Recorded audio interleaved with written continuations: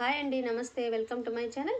ఈ వీడియోలో నేను సద్ద రొట్టెను ఈజీగా ఏ విధంగా చేయాలో చూపిస్తానండి. ముందుగా ఒక బౌల్ తీసుకొని ఆ బౌల్లోకి 2 కప్పుల సద్దపిండిని, 3/4 కప్పు శనగిత్తనాల పొడిని, తర్వాత నువ్వులు, తర్వాత జీలకర్ర, రుచికి సరిపడా సాల్టు, కారం తగ్గట్టు వట్టిమిరపకాయల కారం పొడి వేసేసుకొని వేడి నీళ్ళు పెట్టుకొని స్టవ్ పైన ఆ వేడి నీటితో కలిపేసుకొని ముద్దలాగా తయారు చేసుకుంటాము.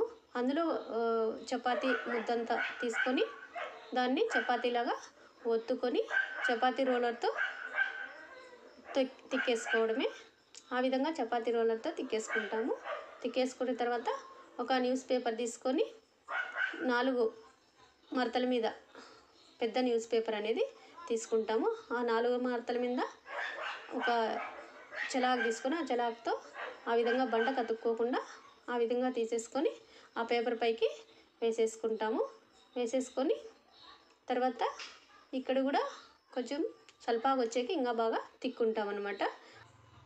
ఒక చలాకు తీసుకొని ఆ చలాకుతో పేపర్కి అనేది అతుక్కోకుండా ఆ విధంగా అనుకొని స్టవ్ పైన పెనం పెట్టేసి పేపర్తో సహా ఆ రొట్టెని అనేది స్టవ్ పైన పెనం పైన వేసేస్తాము.